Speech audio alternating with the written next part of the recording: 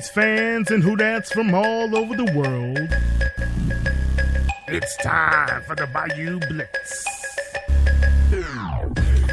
With your host, Bob Rose.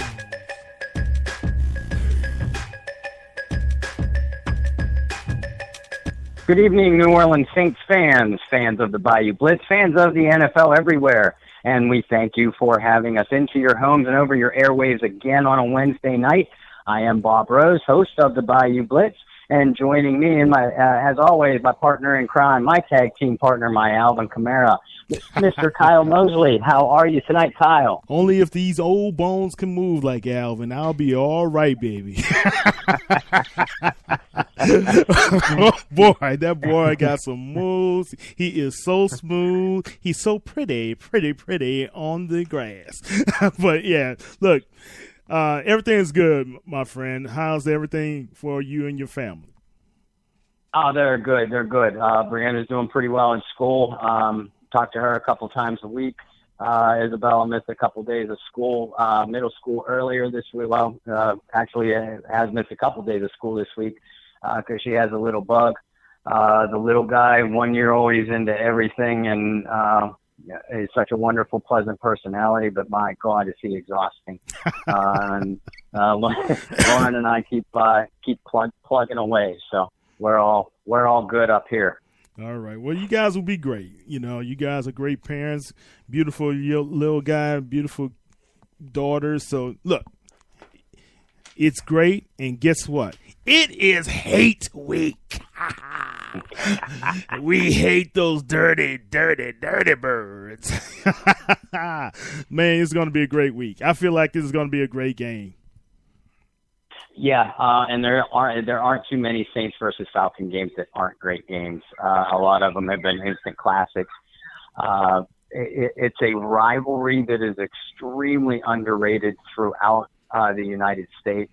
But those of us that have experienced it for years, and certainly those that live in the Gulf Coast region or the great state of Georgia, can attest that it is as bitter and hotly contested rivalry as any that exists in all of sports. In my opinion, it transcends just NFL rivalries.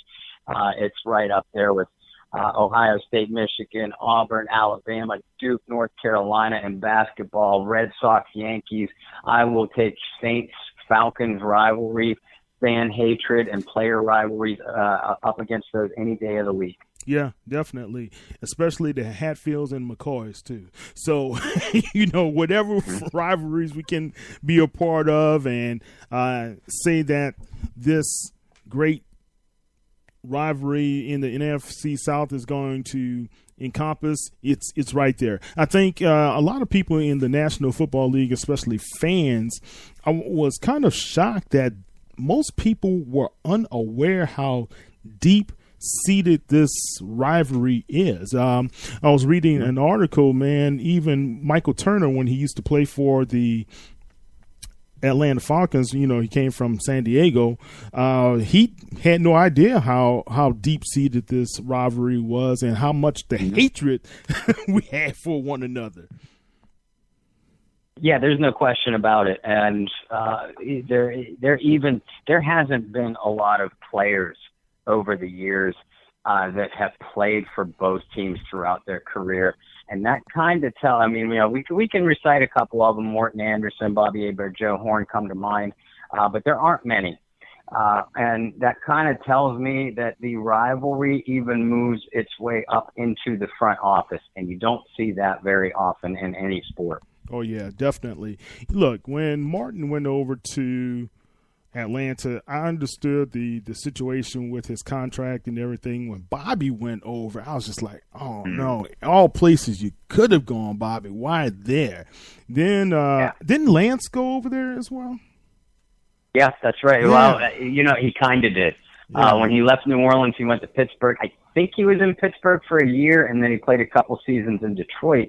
And then when he moved on from Detroit, he had signed with Atlanta and then made the decision to retire. I don't remember whether it was in OTAs or on the onset of training camp. Yeah, it was training. But basically, before he ever took the field as an Atlanta Falcon, he decided to retire. which all, all of us that cover the team in any way, shape, or form, I mean, we've been laughing for 2.5 years since. Yeah, look, he said he just couldn't do it. He just could not do it, man. I understood what happened with Joe as well. I don't think too many other clubs were ready to do it.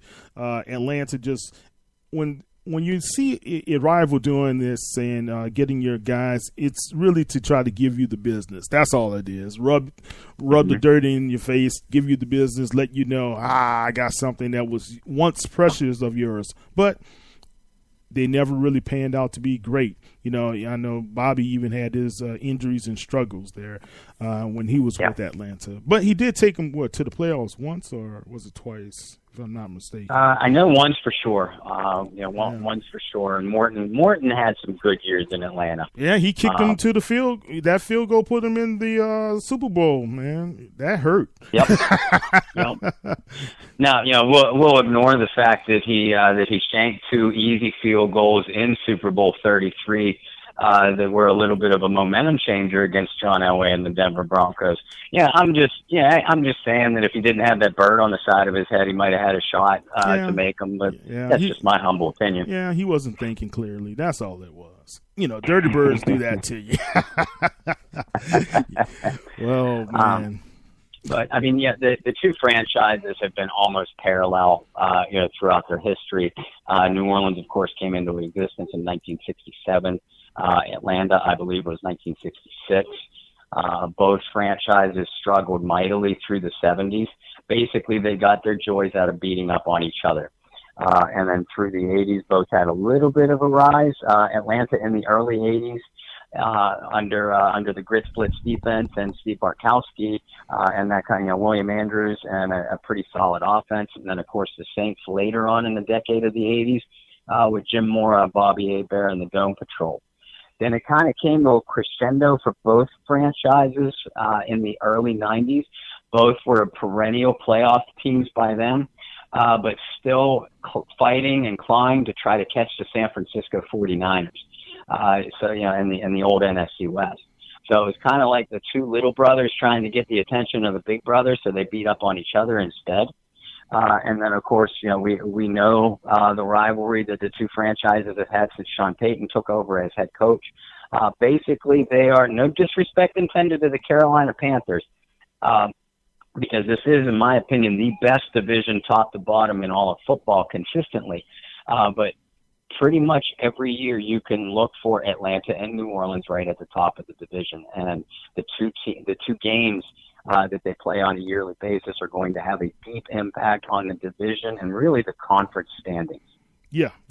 Not only that, man, you got to think about the parity that's now within this division, especially look at how the Tampa Bay Buccaneers are really doing well and responding to the leadership of Fitz more than anything else, So you got to respect what these guys are doing.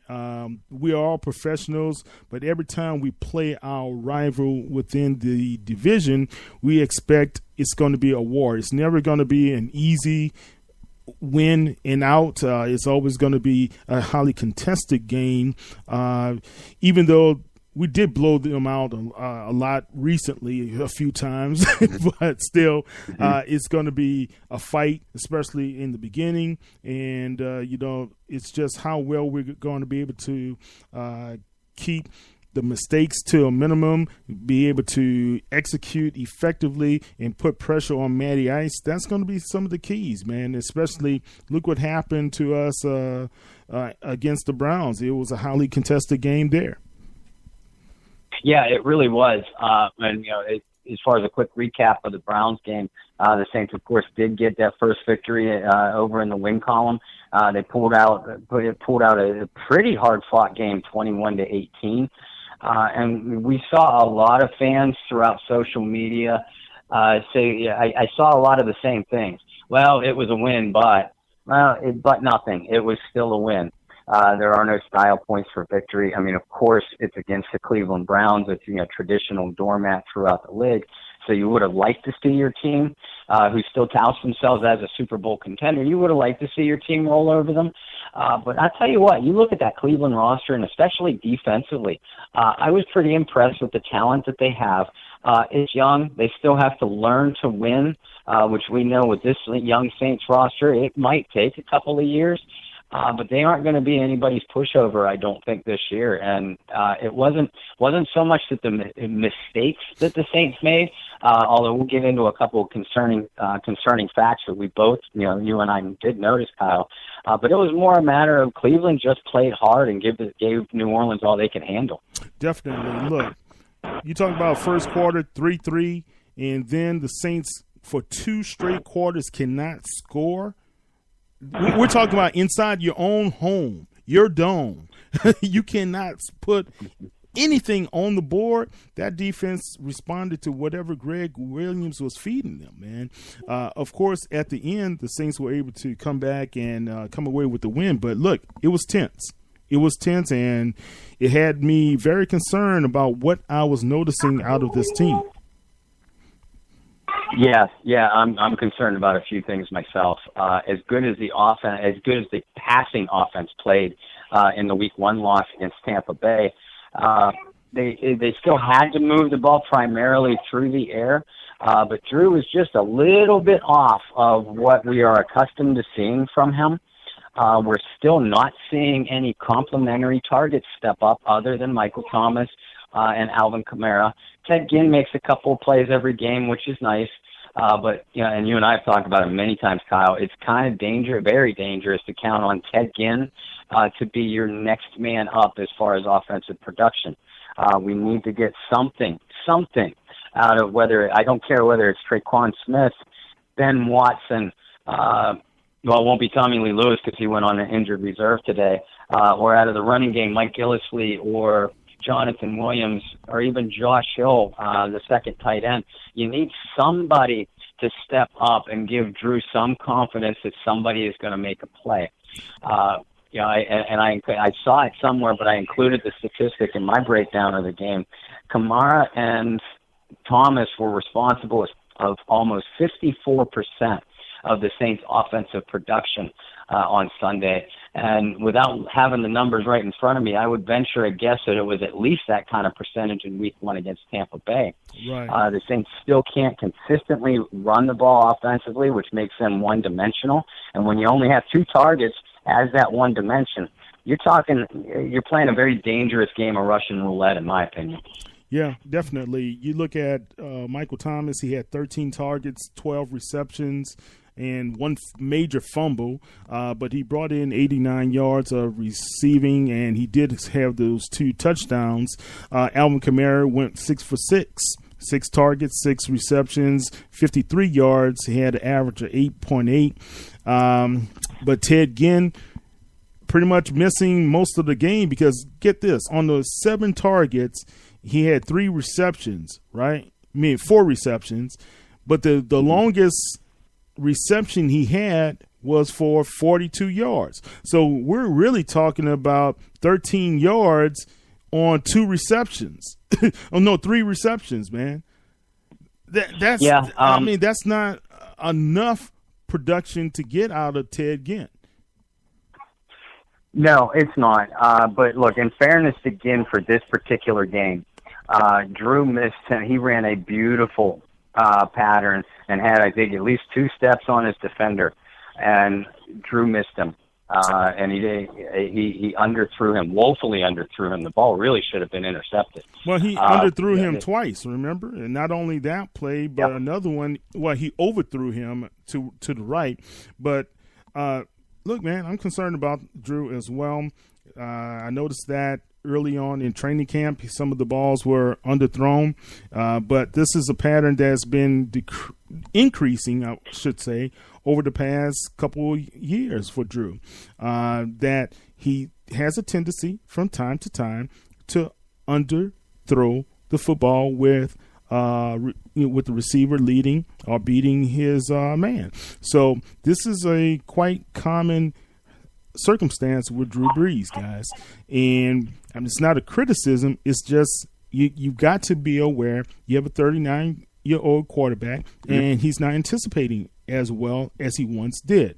And before I go on, Barry Hursters is in the house.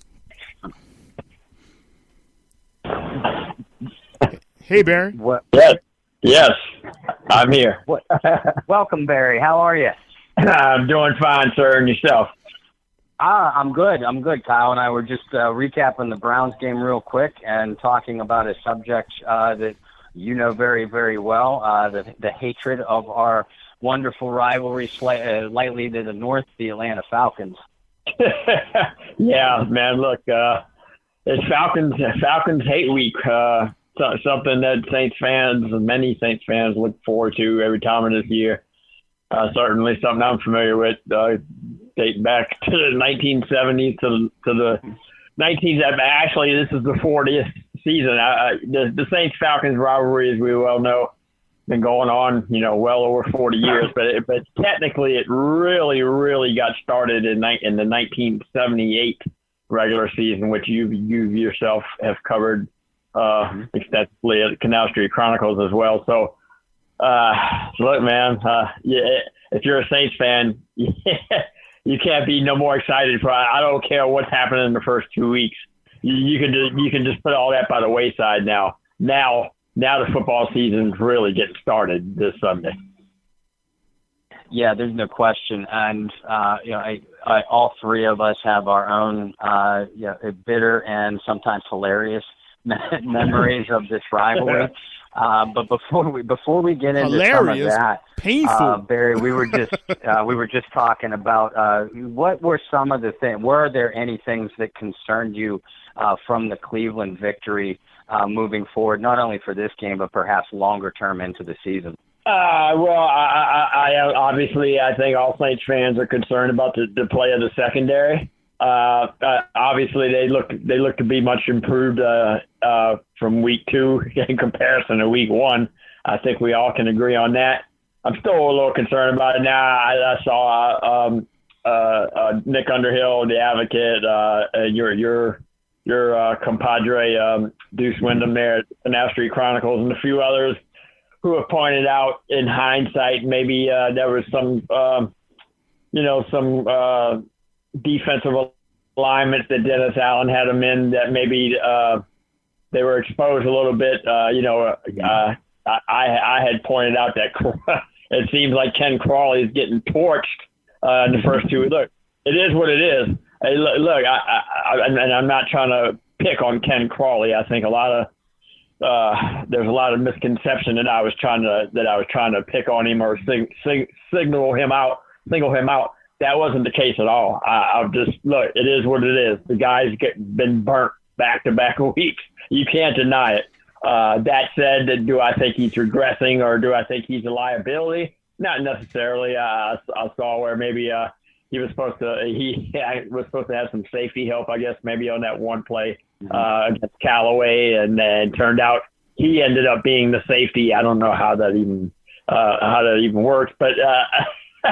That said, there's just a lot of stuff that needs to be cleaned up. Sean Payton alluded to it in the post-game press conference. We've got a lot to improve on, and that's great. Look, we saw how they look. We saw how they looked the first 2 weeks last season. It took them the first 2 weeks to really get it down. Look, this is a young team. I cannot stress enough. I cannot keep stressing that point enough. You got 75, 80% of the roster that's age 25 or younger, or right at that age. I mean, these are young guys. I mean, think about what we were doing when we were in our mid-20s.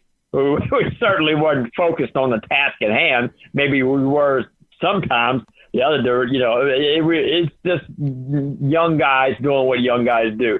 And Barry, I'm not allowed to say what I was doing. Those records are sealed. Yeah,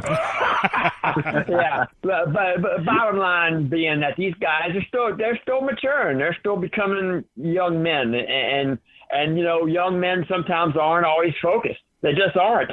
And so I think once the seriousness of what's going on, it happened last year. You saw it slowly but surely. They begin to gel. By the end of the year, I thought they were looking really good. I mean, 10 seconds away from the NFC Championship game.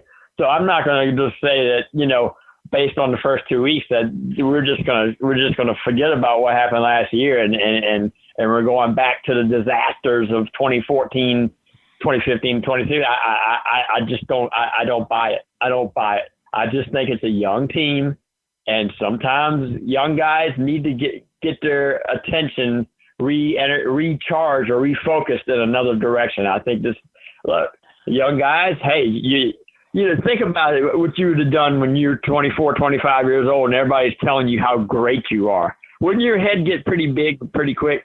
I think it would. I know mine would have. And so, you know, look, I just think he's got to get their attention. He's got to get them refocused on the task at hand. And I think they will. They're going to have to, because this schedule is brutal. Man. It's a brutal schedule. And if they don't get it right, so to speak, or get the ship righted, so to speak, it could be a long year. So I think this is a critical game. We saw what they did last year. And I mentioned it at Saints News Network in one of the articles I put out, which is last year they were in this very same situation, going on the road, having not played well the first 2 weeks, and they came out like gangbusters and whipped Carolina pretty handily. So am I suggesting they're going to go out and whip the Falcons this week like that? No. But I do expect them to play their best game of the season so far. I really do. I just think whenever they're challenged like this, they usually respond pretty well. And I just think you're going to see them play their best game of the season this Sunday. Well, and I kind of expect it too. One last thing before we start to break down this week's game against Atlanta, and I'd love to get both your thoughts. What are some of the things, and we saw it all week through social media, and all three of us just mentioned it now. Even though there was a win, we seem to be focused more on the negativity. I saw some really good positive signs out of this crew, though. Marcus Davenport, for example, I thought played an outstanding game on Sunday. He rushed the passer well. Didn't notch any sacks and didn't show up big on the stat sheet. But 2 of those 3 sacks were a direct result of his pressures forcing Tyrod Taylor to step up into the pocket into the sack. So I thought the front 4 played well. The linebacking core, I thought, played pretty well in response to passes out of the backfield to Carlos Hyde and Duke Johnson as well. So I was pretty impressed by their play. Guys, what are some of the things that stood out to both of you? A.J. Klein. He was one of the guys who I had signaled out last week as somebody who needed to step up. And lo and behold, he did. He must have saw what I said about him, because he had a phenomenal game. I was very impressed. Demario Davis had a good game. So I agree with you. I thought the linebacking play was much improved. So that's encouraging. Look, with regard to Davenport, look, I'm going to tell you this right now. That kid's going to be a star, okay?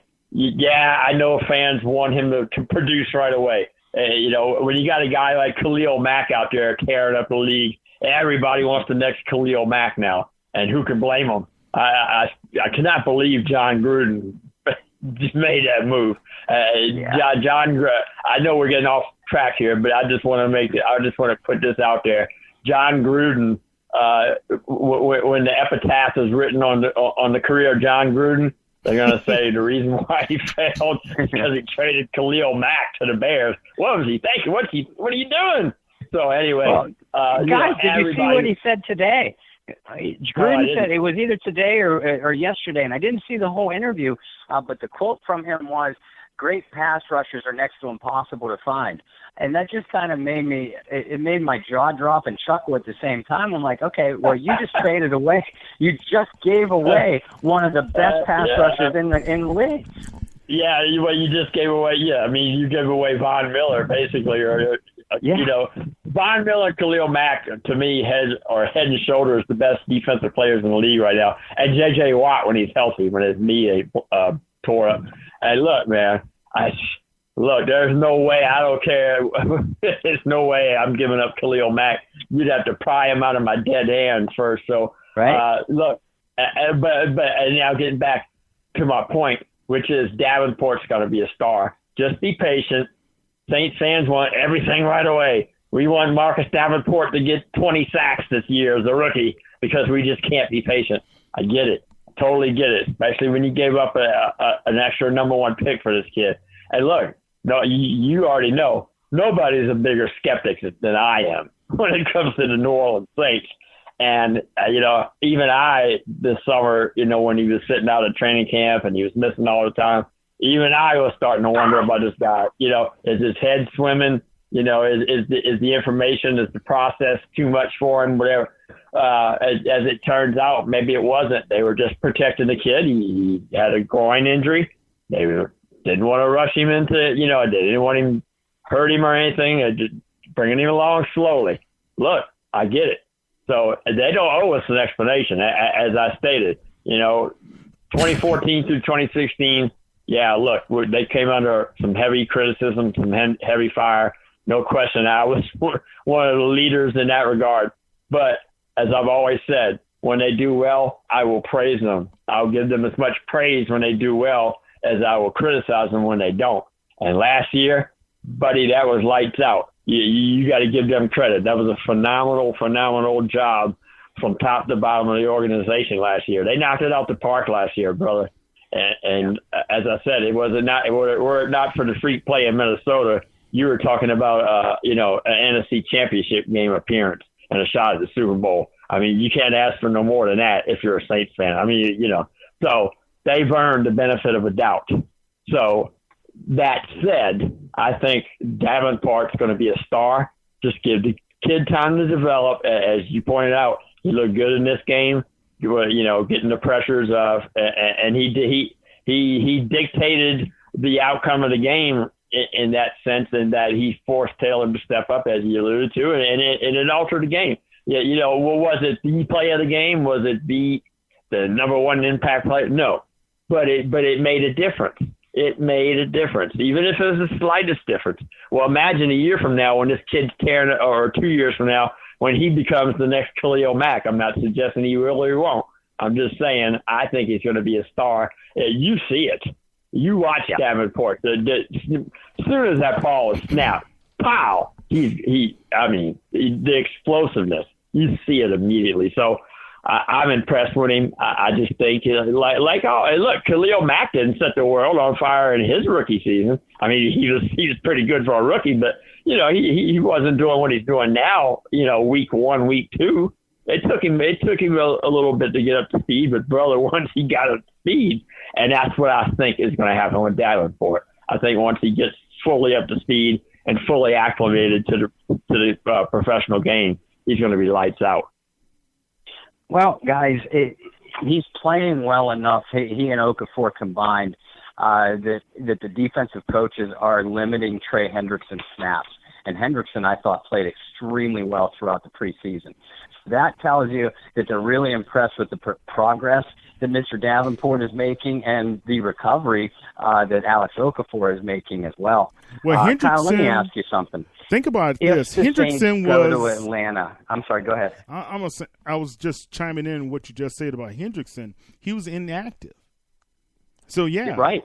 So that does say something about his contribution. Even though Hendrickson, I believe, is pretty valuable to the team, but to have him inactive for this game, very telling.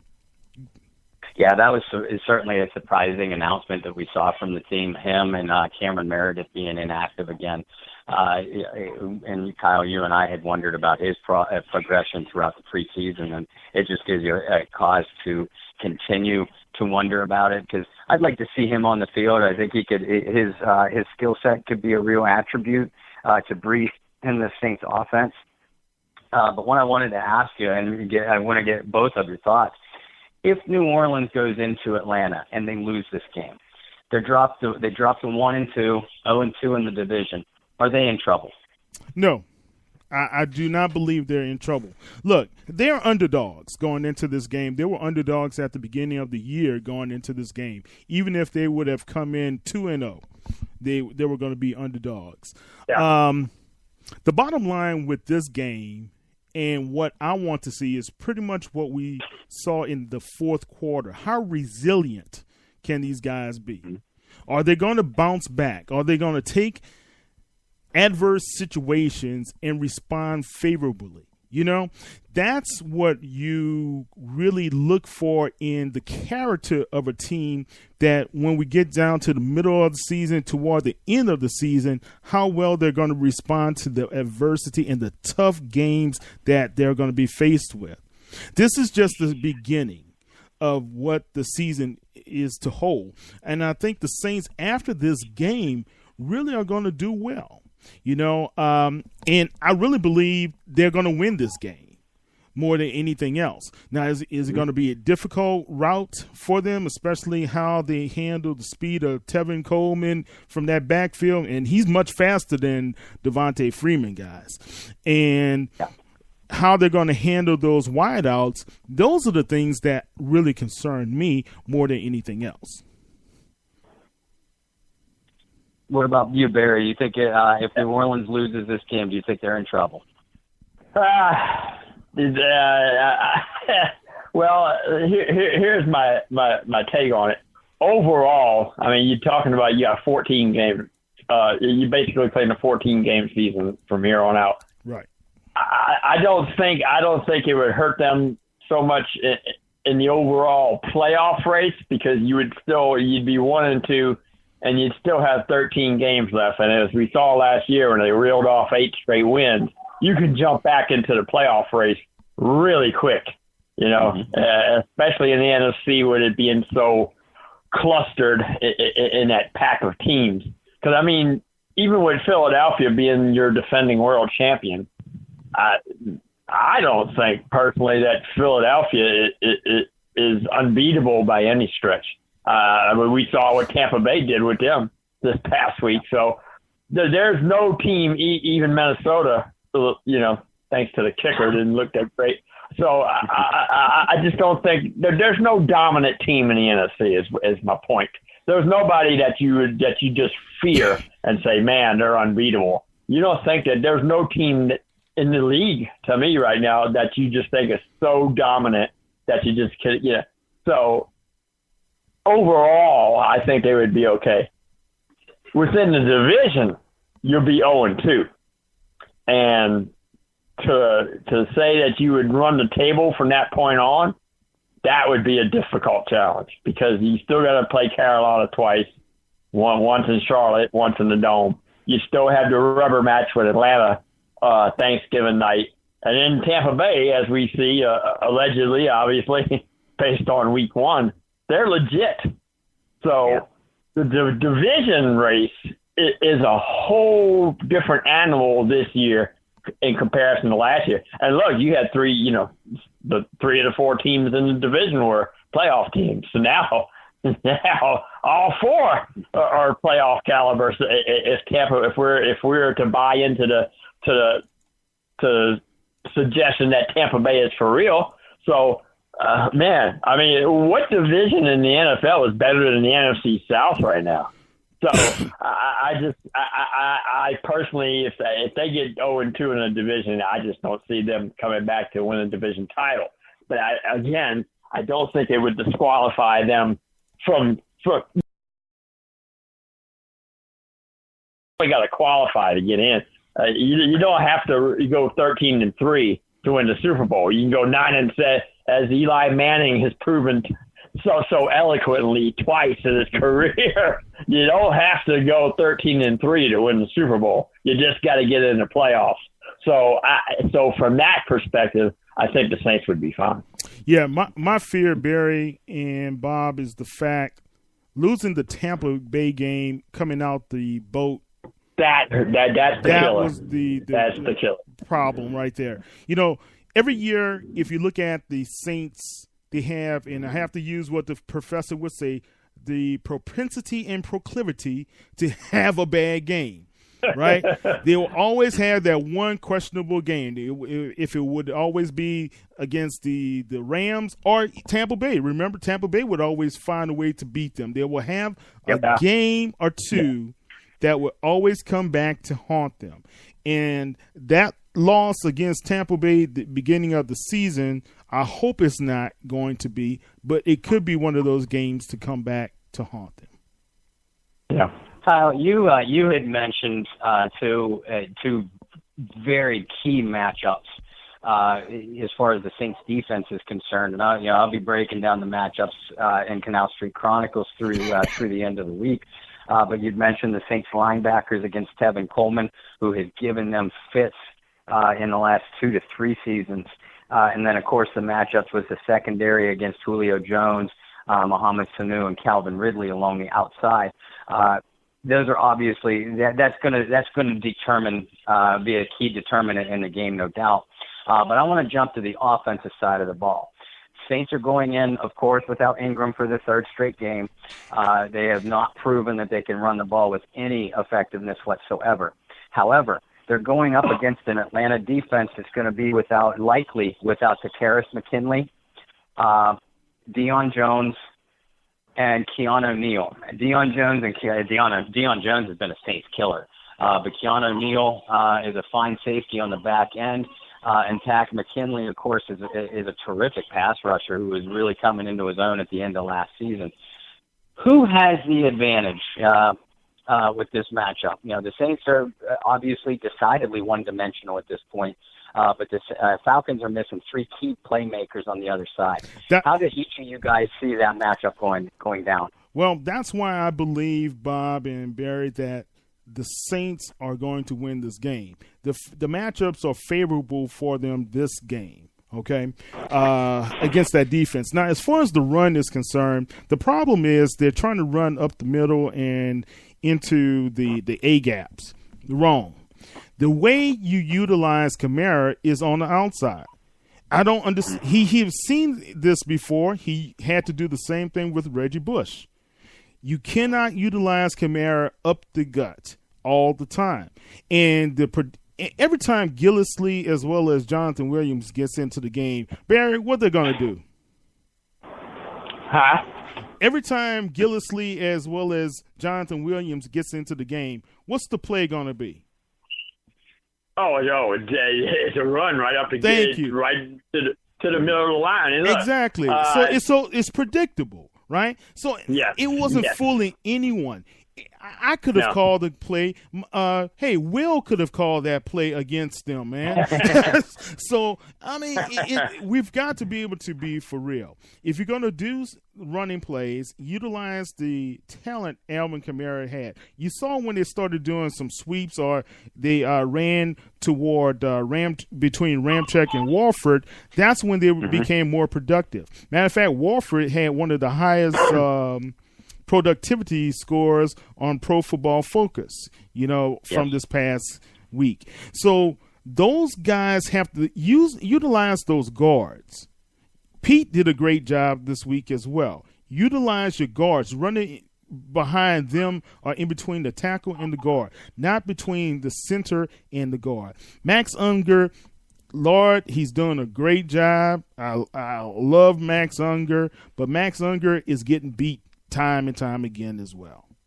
And that's what caused a couple of those sacks against Breeze. So I'm telling you, we've got to do something, shore up that center position. Hopefully Tom is going to be the answer. We don't know, but Clapp.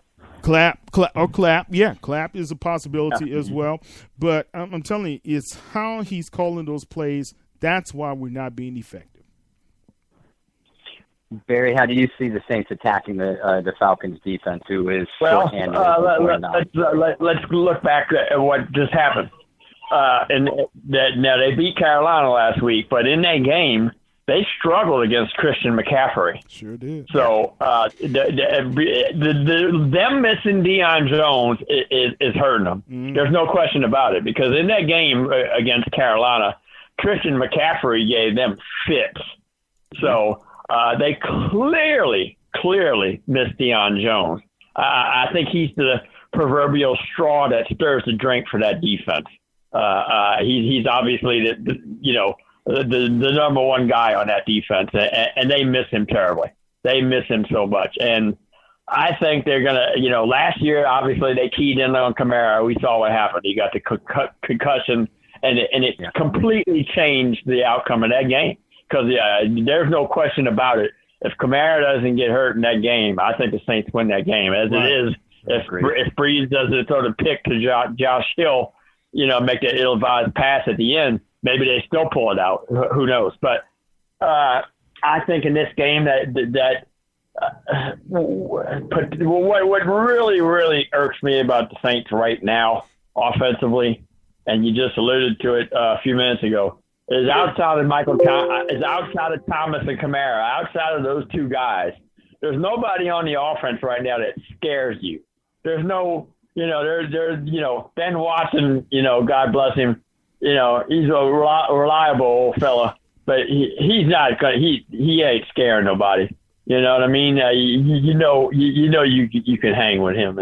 You don't have to put an extra guy out there. It's not Gronkowski or Travis Kelce or nothing like that. So, Traquan Smith, I thought was going to become a big part of this offense. I thought, and he still might. So I don't want to say he's not, but I'm very disappointed that they haven't gotten him more involved, because I think the kid can be a star in the league if utilized properly. Right. And again, further down the line, they may incorporate him into the offense. They just haven't done it yet. So, and Cam Meredith, good Lord, again, if the knee heals up, sure, he could become a great addition to the offense, but we don't even know when he's going to actually get into the flow of the offense and start becoming making an impact, so to speak. So, Ted Ginn, God bless him, same thing. He's good for a big play here or there, but he's not scaring anybody. He doesn't take the top off the defense like he did maybe 5-10 years ago when he first came out. So, that concerns me. But that said, let's just remember this is a different type of game because they're arch rivals, and they the fan base is being so involved with everything. When the ball is put into play, when these two teams meet, you can just throw everything out the window, throw the matchups out the window, throw everything you ever know about professional football and throw it out the window, because when these two teams meet, all hell is going to break loose. Always does. It always does. That's the fun thing about this rivalry. Listen, I want to give you mine, if that's okay, and then I want to get each of your X factors and a quick score prediction, and then I'd like to have some fun. I kind of agree, with both of you guys. I saw what Christian McCaffrey did to that Falcons defense last week, and I completely agree with you, Barry, that I think the Deion Jones missing from that defense is absolutely huge. The Falcons defense did a nice job in containing Kamara in both games, really, even the loss in New Orleans. Alvin had 19 touches in that win, but he was held to under 100 yards. Right. And I think a lot of that was Jones's ability to match up with him. He's one of the few linebackers that can match up with Alvin on an almost play-by-play basis. So I think Alvin has Kamara could kill him this game. And Michael Thomas, he's going to be great because that's just what he does. But this rivalry, as all three of us know, this rivalry, you can almost always count on a fairly no-named player to kind of jump up out of nowhere and be a factor in the game. And I'll give you an example, and then I'll name my X factor. Brandon Coleman. Brandon Coleman never jumped off in his 3 years in New Orleans, but he always played well against Atlanta. Sure I think he even had a 100-yard receiving game once against them. Yep. The reason that is because he was a big target down the middle, and we do know that Drew likes to find those guys down the seam when he's given some time to step up in the pocket. If Cameron Meredith plays, and I think he could because of that factor and the fact that Tommy Lee Lewis did go on IR today. If Cameron Meredith plays, he is precisely that type of Coleman body type to cause the Falcons fits down the middle. A Falcons defense that is already missing Deion Jones and missing Keanu Neal, and is going to get a little bit less pressure on the quarterback consistently because Tack McKinley is liable to be gone. So I can see someone like Meredith or maybe an Austin Carr, who's not a big guy but a shifty guy in the slot. I can see him making some plays down that seam or down the slot.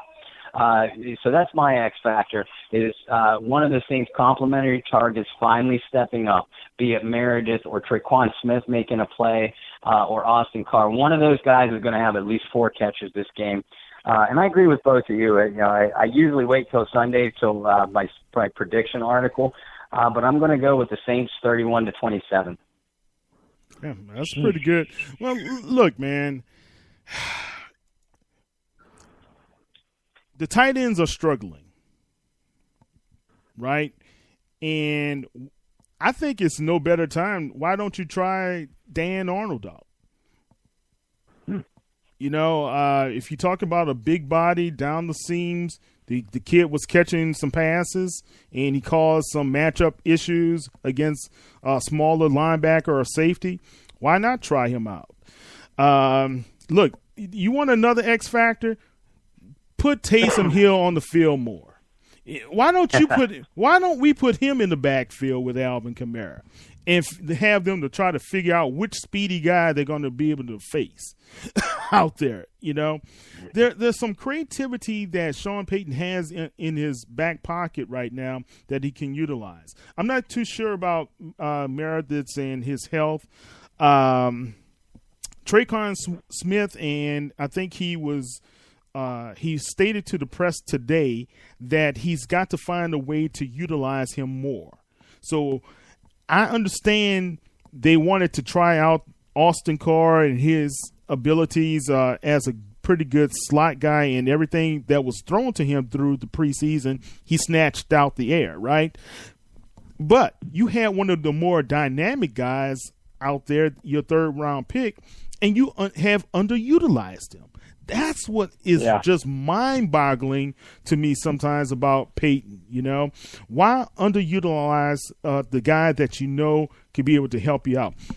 And, guys, I'm going to say this one thing, too, and Barry, please, and Bob, if y'all need to correct me, please correct me.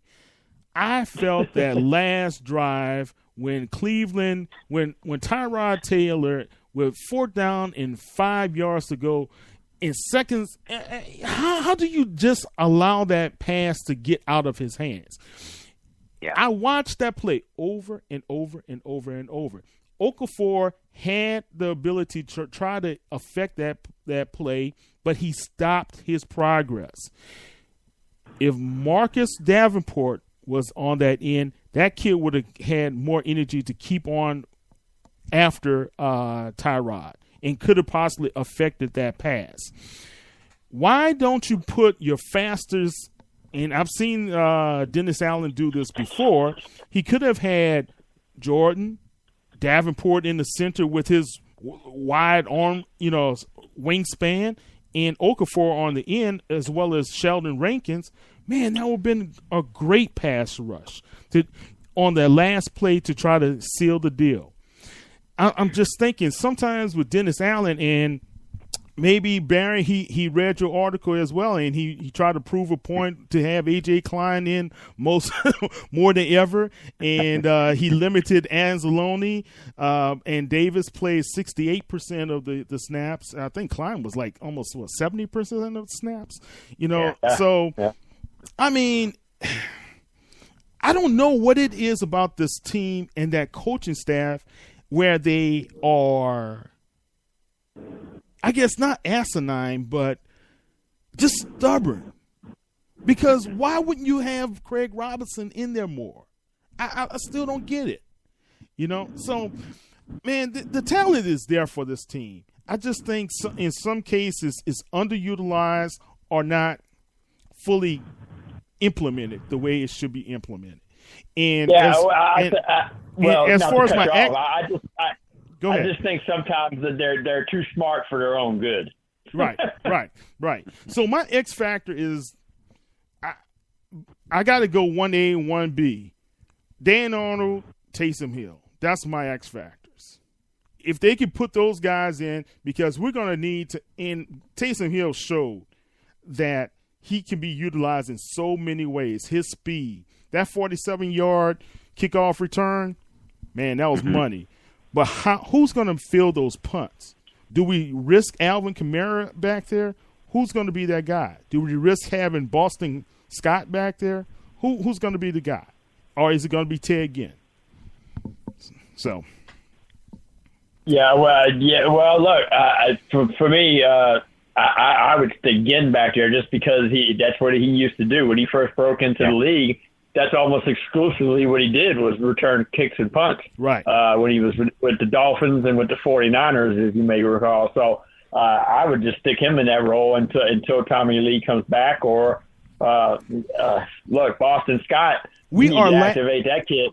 That kid needs to get activated and get some playing time. I think. Guys, what concern me, Barry, is we're last in the league. We have zero 2.5 yards per game. It's last in the NFL. Last in the NFL. Yep. Last. So that's unacceptable. It just is. And I am not impressed with Gillislee at all. You could have just left him on the street as far as I'm concerned. Jonathan Williams I like. I love SEC players, period. So, I like Jonathan Williams. I wish he would get more touches. Not really quite sure what they see in Gillislee. It's got to be a Bill Belichick, Sean Payton type of thing, is my guess, because were it not for the Sean Payton, Bill Belichick connection, what do you see in Gillislee? Nothing. You got to do that. That's why the Patriots got rid of it. So, look, sometimes the Saints coaching staff drives me insane. It takes everything I got not to just write an opinion article, just burying them sometimes, just because they frustrate me. And I think to myself, what are they thinking? What are they doing? But again, as I alluded to earlier, they've bought themselves some goodwill with me last year and so far this year, and that's why I'm trying to restrain myself and be nice, because they've done well. They've turned this franchise around. Look, 2 years ago we were thinking these guys were done. We were thinking they were going to clean house and start all over. And it turns out they were good enough almost go back to the Super Bowl. So I don't want to be too overly critical, as people always accuse me of being. So, but again, sometimes I wonder. I just wonder what they're thinking. But as far as their approach to this game, my X factor is going to be Cam Jordan, because Cam Jordan has been relatively quiet the first two games. Think about what the Saints have done defensively. How many times have we called Jordan's name so far? Not much.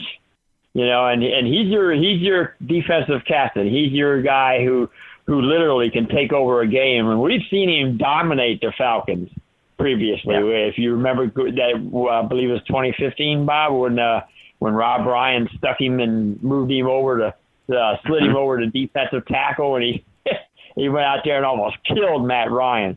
So, so that's my X factor, just because, and maybe I need to put Cam Jordan in my Sunday morning article for guys that need to step up, because it's where I'm 1 for 1 so far with calling out players. So maybe I need to call out Cam Jordan this Sunday, but I just think this is the week for him to step up. I mean, look, your superstars, quote unquote. We know Kamara is probably going to be the guy they focus on. Drew's going to be Drew. He'll pick his spots. But the guy who has not shown up so far in the first 2 weeks is Cameron Jordan. And this has got to be the game where he takes over. That Falcons offensive line isn't the greatest. I believe he's going to be matched up against Schrader, I think, Bob. I guess you'll explore that in your most matchup. Likely, yeah. Most likely. Yeah, and that's a matchup he can dominate, in my opinion. So, he's my X factor, and hopefully he'll step up Sunday. That's some great stuff, guys. I want to have some fun now. We've both seen a lot. All three of us have seen a lot of Saints Falcons games, a lot of ups, a lot of downs through the years. And I want to end the show on a positive note. So we're going to start with first your most infuriating Saints Falcons moment. Pick from any era. I just glanced at the clock. We're running kind of short on time, but pick from any era. We'll go around the horn, picking your most infuriating moment first. Hey, with me, it's the Hail Mary. Big Ben Wright. Hey, Barry. Not just the Hail Mary 1 in Atlanta, but the Hail Mary 2 in the Superdome as well. Yeah, you're right. Yeah, definitely, Kyle, would be November 12th, 1978. I still have the date memorized. Oh, wow. I was a 10-year-old boy, probably 10 years old, 9 or 10 years old. We had season tickets, obviously, to all the Saints games as we did in those years. The Saints came into that game, I want to say 5-4.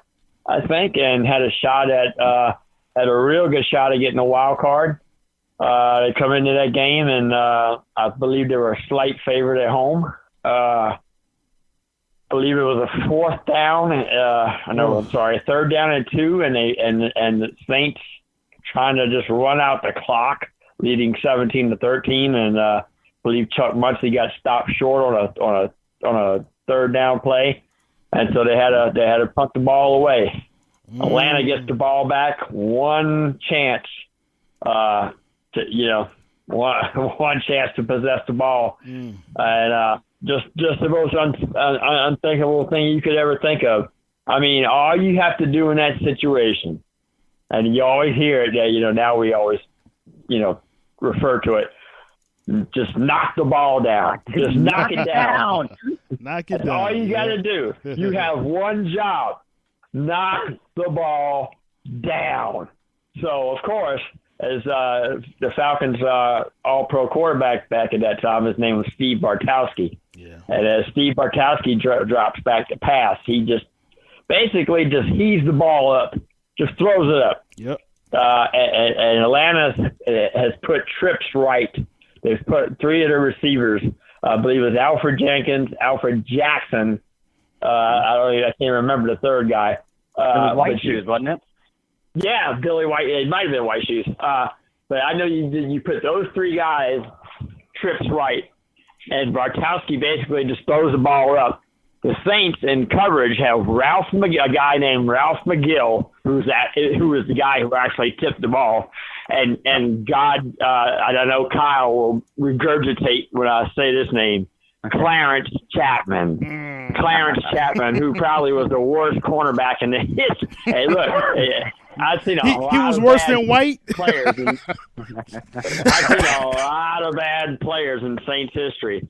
I don't think nobody, in my personal opinion, maybe outside of Russell Erschlaven, beat Clarence Chapman. I wanted to murder Clarence Chapman a few times, more than one occasion. Anyway, McGill and Chapman are in coverage. Either one of those 2 knuckleheads has to do is knock the ball down. What do? Let's go and try to make the everybody's trying to be a hero, so they're trying to make the interception. I totally get it. But in the process, they tip the ball. And guess what? It lands perfectly into the waiting hands of Alfred Jackson, who then just takes it into the end zone untouched. And they win 20-17 because it was 17-13. So they win the game 20-17. Now, when I tell you how I can't emphasize enough how stunned we were. When I tell you we sat in our seats, I'm talking 10 minutes has elapsed. 10 minutes has gone by. People are filing out the stadium, and we're still sitting in the seats. We still have our butts in the seat, and we're just looking at it because it was stunning. I mean, there's no way you lose a game like that. Eventually it cost them the playoffs because that would have been their first ever winning season in the playoffs. It just had such an indelible impact on me personally as a young football fan at that time, long before I ever thought I was going to become a sports writer and be doing this type of stuff for a living. But it was just, and as a little 9 or 10-year-old kid, you're so passionate. You're just learning about, football. You're just really falling in love with sports. And man, it was just devastating. I was crushed, literally, emotionally for a little kid, for a 9, 10-year-old kid. I was emotionally crushed by that game.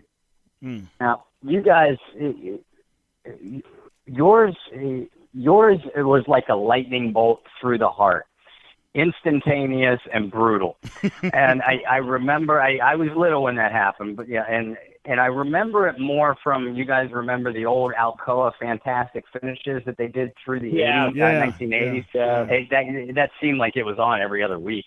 Mine was a little bit closer to home. As far as if yours was a lightning bolt through the heart, mine was a slow water torture to death. The 1991 season, the playoff game in the Dome. Two words. Michael Haynes and Jim Everett. I know he was a great wide receiver of yours in New Orleans, but I hate Michael Haynes.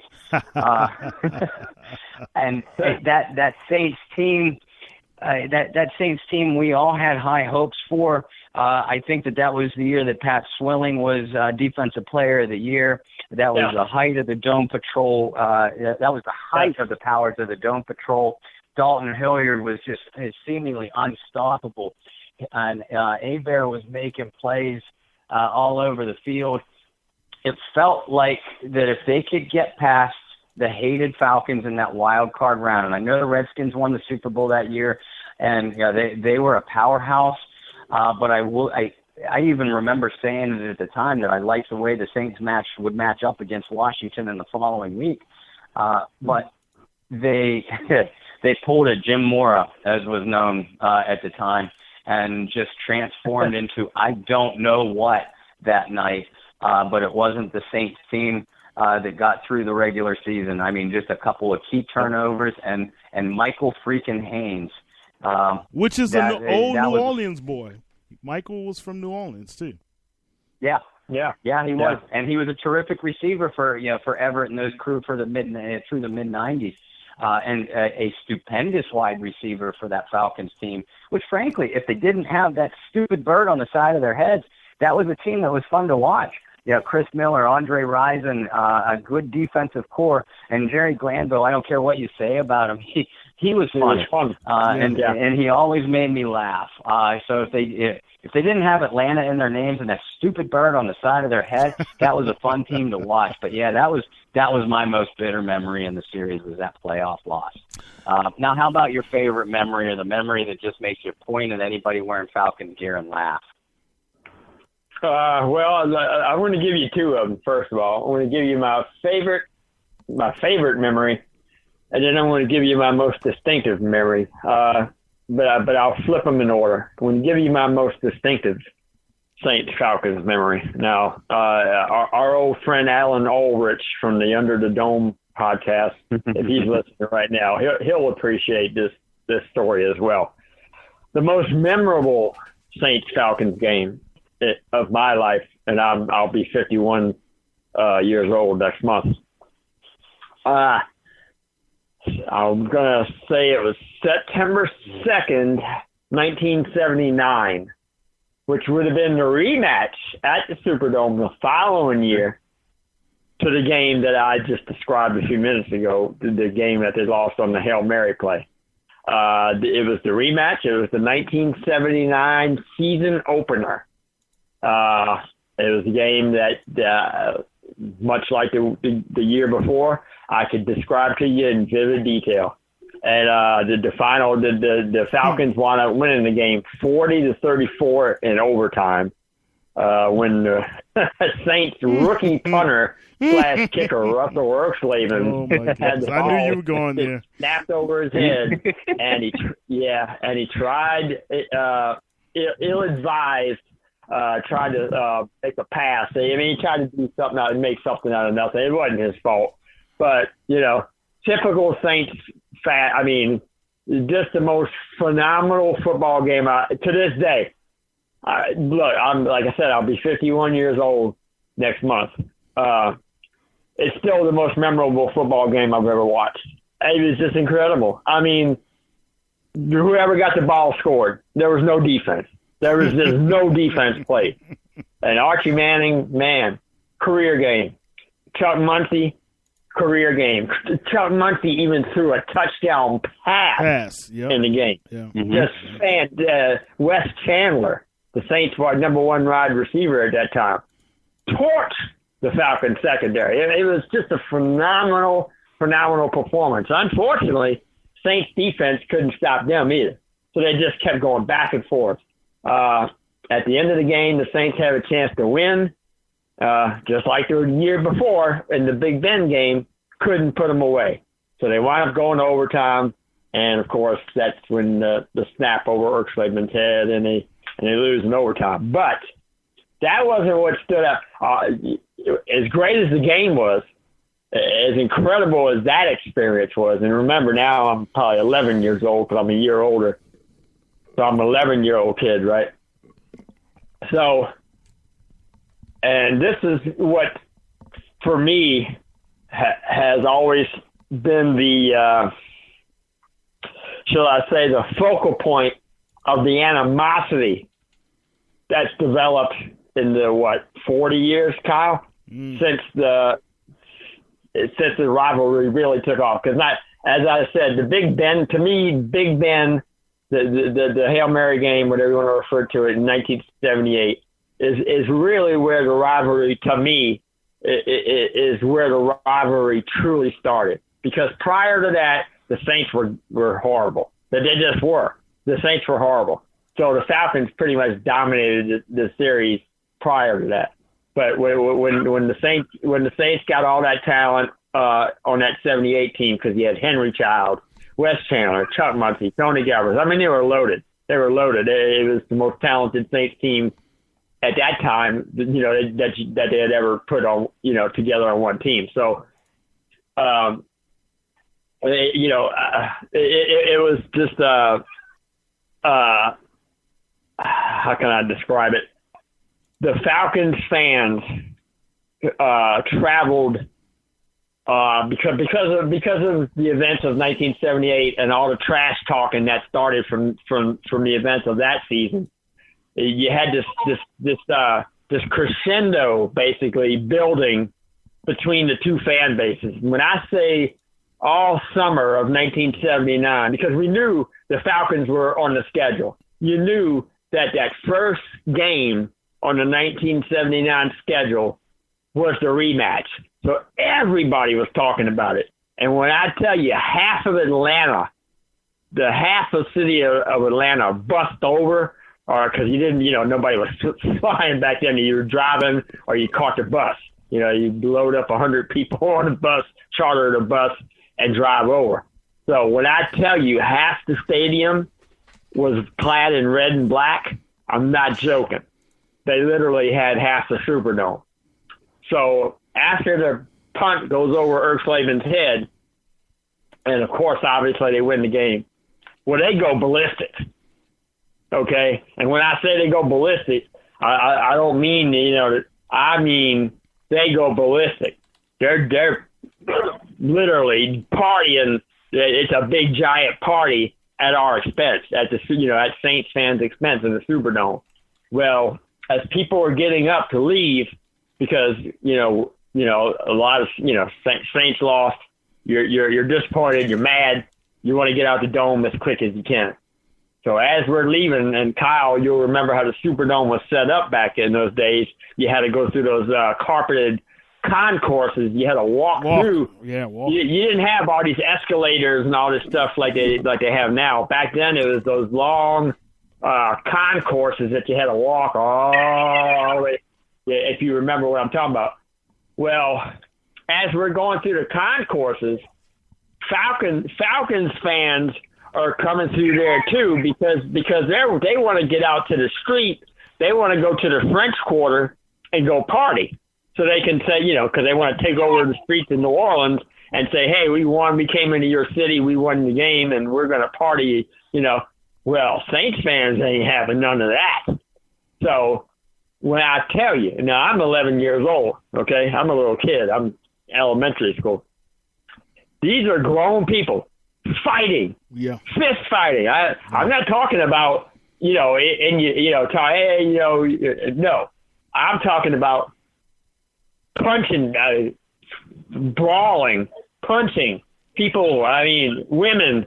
There's guys' girlfriends fighting each other. I mean, there's literally fights breaking out in the concourse. Now, again, I'm 11 years old, and I'm with my grandfather had passed away, so I was with my aunt and uncle, I believe, had taken me to the game because my grandfather had passed away the year prior, and so we still had the season ticket, so they basically my uncle basically took over my grandpa's role and still took me to the games, him and my aunt.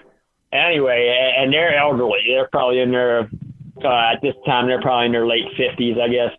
So their number one goal is to get me out the stadium in one piece because I'm 11 years old. They're responsible for me, right? So they just want to get to. So we're just at this point we're just trying to get to the car, okay? We're just trying to get because we're parked a few blocks from the Superdome, so we're just trying to get to our car and get home. So as we're going out we literally are coming out of the Superdome, and we cross over Poydras Street. As we're crossing Poydras Street to get closer to the parking lot where our car is at, 3 Falcons fans, I'm going to say, I don't know, mid-late 20s, mid-20s probably, pushing late 20s probably. I mean, these guys, they've graduated college or whatever. And I'm going to say an elderly Saints fan, probably, I don't know, I guess he was probably he could have been in his late 50s, early 60s. And they're waylaying this guy. I mean, they're waylaying him. Wow. Now, I'm 11 years old, so obviously I can't help him. My aunt and uncle, they're petrified, so they're not going to help him. So they grab me, and they're pushing me, literally pushing me, making me keep going walking. And all I could do is look back because I was mesmerized. I was completely mesmerized. And this old Saints fan, God bless him. I hope I don't know whatever happened, but they were beating that man up, and there was nobody to help him. So that's always kind of, we're talking that was 40 years or almost 40 years ago. So that's always kind of given me an unfavorable impression of Falcons fans, and I'm sure that's not a representation of every Falcons fan, but that's an indelible memory that 40 years later still obviously sticks in your head because when you're a little kid like that, you're impressionable. Well, so, Barry, my favorite, real quick, my favorite Saints Falcons memory is obviously the Gleason game because I was there. It was so emotional. Of course, as you guys know, I was in Katrina and lost everything. And that reopening, it was just such a powerful experience. You had U2 and Green Day were there and had the big concert before the game. And it was just such an emotional an experience. And winning the game in the manner that they did clearly was the most gratifying. Is that one? And then I would say the second game of the 1979 season, which would have been, I want to say, late November of 79, where they went to Atlanta Fulton County Stadium and dominated the Falcons and beat them, I think, by a score of 37-6, and just thumped them and whipped them pretty good. And finally broke the curse, that curse from those days. And that's my favorite Falcons memory. Kyle, how about you? I don't know anymore. Barry said a whole lot. Pretty much covered it all. Huh? Look, man. Growing up, Barry, you and I both know we had our fair share of tears looking at these guys, man. Yeah. Sure. But I think, no doubt the Gleason punt block, and I had friends over at the house. We were here in Houston watching that game. That was, of course, my favorite time to see how our team perform. But I do remember that one game that they finally went to Atlanta, and it just seemed like it was a magical game where it was right before the half when Breeze threw that bomb, and I believe Lance Moore caught it in the end zone. You just had a feeling that, and I think also around that time is when they started to really dominate Atlanta a lot, with the Sean Payton era, I should say. So, look, the bottom line is we're going to have so many great memories, and it's too many for me to really account for. But I can tell you this. If these guys go in, take care of business, perform very well on Sunday, the Saints are going to be in good position coming down throughout the middle of the season, guys. That's all I'm saying. I'm more concerned about how their mental approach is going to be on Sunday and how they execute. That's what I really want to see. Well, and that kind of ties a lot, their attitude and their mindset going into this, at least what I think and certainly hope that it will be, kind of ties in with what my favorite memory of the series is. Growing up, I remember very vividly those games in Atlanta Fulton County Stadium through the 80s. It looked like a street war in a parking lot, every single Saints game, regardless of winter. And it seemed like so many times, even though Sean Payton has an outstanding record against Atlanta, how many times since Payton and Breeze came to town in 2006, how many times did it seem like there was one of the two teams that was inside the other's 10-yard line with a chance to win on 4th and goal with seconds remaining, and there was a defensive stand? Payton takes these games very, very, very seriously. It was the mindset that the team came out in the post-Katrina game, the Gleason game. That I think anybody that's a New Orleans Saints fan, if that isn't near the top of your favorite memories, I don't know what is. But my favorite memory, and I'll paraphrase the great Jim Henderson, move over Marino, there's a breeze blowing through. December 26, 2011. Breeze, we knew he was going to get the single-season passing yardage record by that point in the year. It was just a question of when. Frankly, it shouldn't have been that Atlanta game. That 2011 Saints team was outstanding. We both know that. One of the greatest offenses in the history of the league. But it was a Monday night game, and the Saints were winning handily. They were up 38 to, it was either 38-16 or 38-17. But it was pretty late in the fourth quarter. Sean elected to keep not only Drew in the game, as he often will, but he kept throwing the ball. And Breeze got the record on a touchdown pass, a 9-yard touchdown pass to Darren Sproles that put him over the top and, of course, caused Henderson's call. And the Saints won that game, by putting up 45 on the scoreboard in a blowout game that had Falcons fans irate because they felt like Sean ran up the score. But that was and that was my favorite memory, and that is the exact mindset that I think that this Saints team will come out with this weekend. I heard you allude to it, Kyle, when you said that you expect the Saints to play, one of you anyway, you expect the Saints to play their best game of the year. And I expect that too. I just think that they have more horses, and more healthy horses to put out there. As all three of us know, guys, you can there's not really much home field advantage in this rivalry as it stands now. oftentimes you do see the teams split, but how many years has it been Atlanta has come to New Orleans and won, and New Orleans has gone to Atlanta and won? Yep. I don't think it bothers the Saints at all to be in that Rubik's Cube stadium that they call a dome. I don't think that bothers them at all. I think that they're focused on this matchup, and they know how important the game is. All three of us have outlined it. It's a key divisional. It's not only a big rivalry game, but it's a key divisional matchup for both teams, really, because you never want to drop a divisional game. In Atlanta's case, you don't want to do it at home. In New Orleans' case, you don't want to come out 0-2 in your division. But, yeah, that's my favorite memory of this terrific rivalry, and that's also the kind of mindset that I expect Peyton and his crew to come out with on Sunday.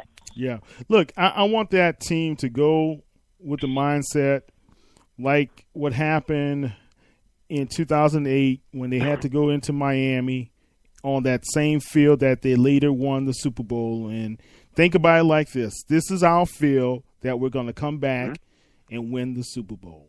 That's what they need to think about. Do it just like you did in Miami back in 2008. Win on that field that you're going to be back to win another Lombardi. Yep.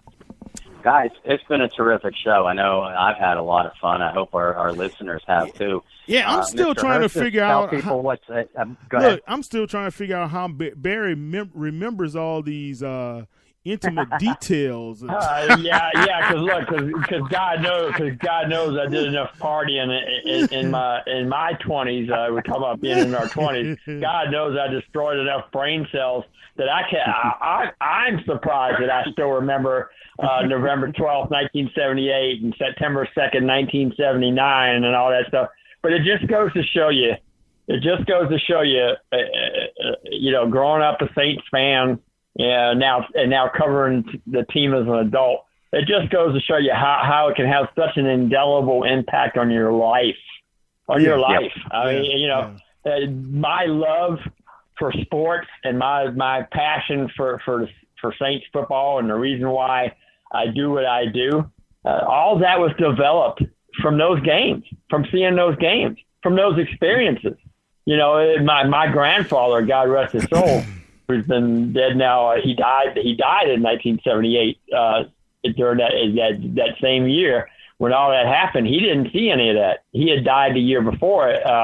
Last game I ever attended with my grandfather was the Tampa Bay game in 1977, the infamous game in which the Saints gave Tampa Bay their first ever win.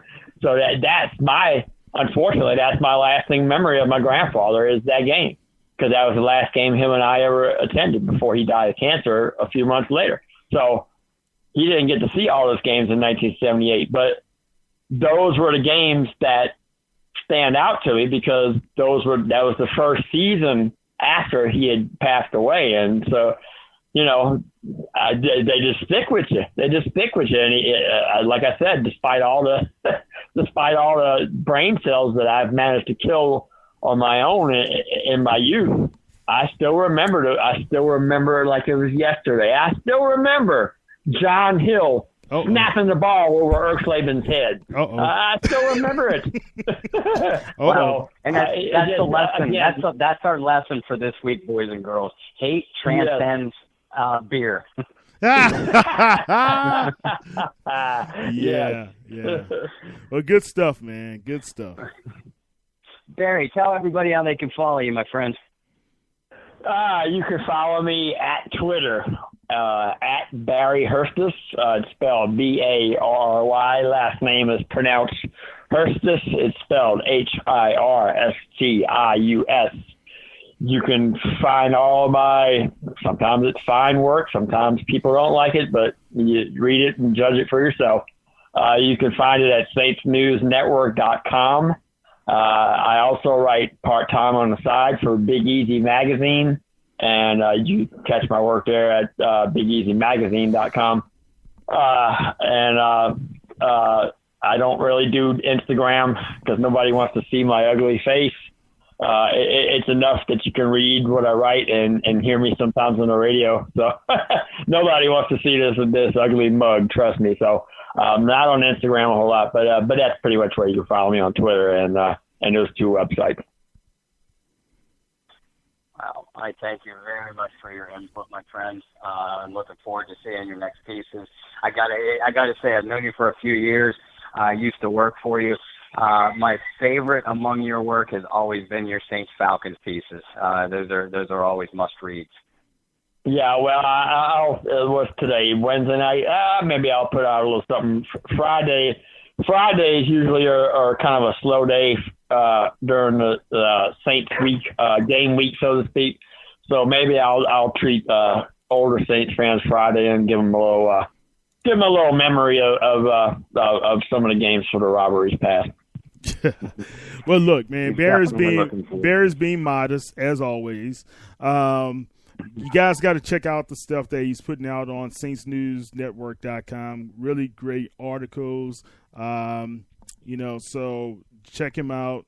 And also, you guys, don't forget, you can check out the latest of Saints News 24/7 at www.saintsnews.net. And we have a really nice redesigned website, so check us out there. Beautiful. As well as you can check us out on saintspodcast.com. That's podcast with an S on the end, .com, and listen to all of the best podcasts and video blogs that are out there on the Who Dat Nation. You got our guys from Under the Dome on there, as well as Deuce and the Who Dat Confessional guys as well. So, and don't forget, you can check us out on Twitter at Saints News and on Instagram at Saints News, as well on Facebook at Saints News.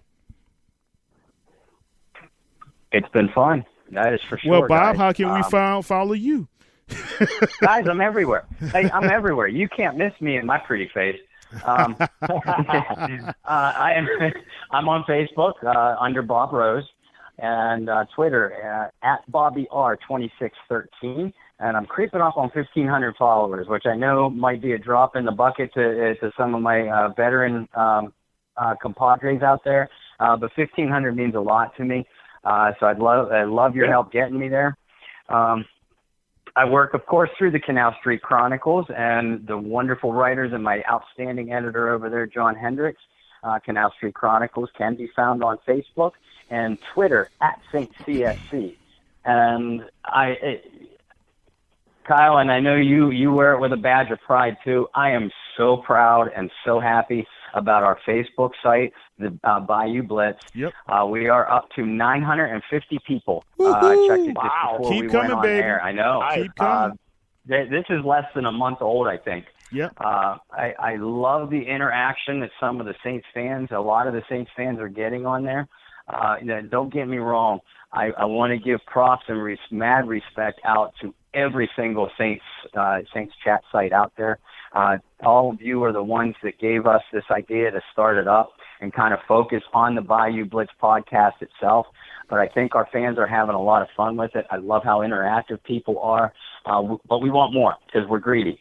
So if you want us to go a specific angle with the show, you let us know. If you have suggestions, comments, criticisms, you want to see more of something or less of something, you let us know. We're getting a lot of positive feedback on this show. I feel like that what Kyle and I have been saying since day one, that this is everybody's show. It's not just Kyle's, it's not just mine, it's your show too. And I feel like a lot of people are taking that to heart, and it's pretty reflective in the Facebook site. I'm really proud of it. Yeah. And don't forget also, there's a challenge, guys. Every Monday, Bob is going to do his video recap. We want your video recaps as well. Join Bob on the Facebook page. You can go ahead and upload it or do your Facebook Live. We want the fans to give us their recaps, their thoughts about what's going on with our New Orleans Saints as well. Yeah, I'd love that. And Kyle was tinkering with. I'll throw you under the bus a little bit. Kyle was tinkering with an idea that we might run a contest if anybody wants to do a Facebook Live impersonation of my breakdowns. I don't know if my sensitive ego can take that quite yet. But a lot of you guys are having fun with the site. So, I mean, it's all in good fun. I've not seen anybody attack anybody else. The administrators in the group, just like many of the Saints groups, they won't tolerate any kind of attacks. And I don't even feel the need to have to say that because everybody has been so positive. So, yeah, have fun. If you want to do a little impersonation of my breakdowns in my video, I'd look forward to seeing it. Yeah, well, look, any press is good press. So you got to look at it like that, Bob. And imitation is just really a form of flattery, right? So, hey, guys, go out there. Don't forget to check us out, www.saintsnewsnetwork.com, and Bob on CanalStreetChronicles.com, and Mr. Barry Hurst is my man from Harahan. Thank you for joining us. Always a pleasure, and there's 14 weeks to go in the season, so I'm sure hopefully Bob will have me back on at some point during the season, and maybe hopefully we'll have some good news to talk about. Yeah, definitely. No doubt about it. We appreciate your time tonight. You give so much to the Saints News Network and throughout the site. So, yeah, without a doubt, we're going to have you back on. Hopefully you'll be freed up to do it and do us the honor as well. Looking forward to it, my friend. And you know how supportive I am of you and how proud I am of you. And, it's well known that you and I you started out with me, and I'm just so proud of you. You've just been phenomenal, and you're making your own mark, and that's something I've tried to be supportive of, and I try not to stick my nose where it don't belong. And I just think that you're doing a great job, and you need to spread your wings and fly. And my friend, you are flying high. So just keep up the great work. Barry, I appreciate that, and you've meant so much to get me started. In fact, you did get me started, and I can never thank you enough for that. So those words were so kind, and I hope I do all you guys proud. I do my best every day for you. So far, so good, buddy. All right, well, good stuff. Saints fans, check us out. Let's have a great hate week against the Falcons, and let's get those dirty birds, baby. Who dat? Y'all have a great one. Have a great Sunday. We'll talk to y'all later. Peace. Bye.